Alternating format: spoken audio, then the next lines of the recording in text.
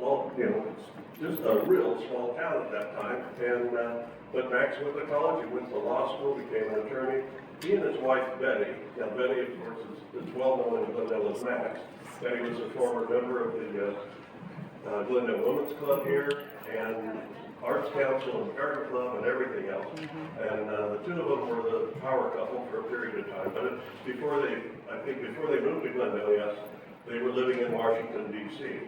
And Max would run into this friend of his from Williams, who was also living and working in Washington, D.C. with the U.S. Parks Department. So Max eventually moves to Glendale. His buddy goes back to Williams. They get together on occasion to go golfing with this guy's brother Moose, and it's all in this book, and it's a great read. And I'm not going to read you the whole thing, but it's colorful. I mean, Brother Moose and all of that. And they're out golfing one day, and Frank from Williams had mentioned to Max that the city had just turned down a federal grant, and they qualified for 2 grants. Both required matching funds, and they only had the matching funds to accept one of the grants. So the grant they accepted was for a water treatment plant, and the grant they gave up was for Parks and Recreation.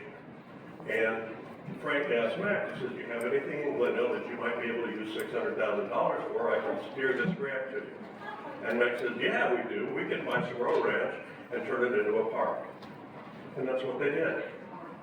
This was the mid-'70s, and it took some time to make it all happen. It took time for the city to be able to get together the money, like Mayor Fred was talking about, to begin doing the improvements on it.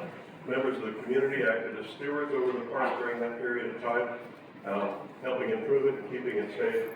And it has now turned into, as James Sahuaro said, it's a beautiful spot.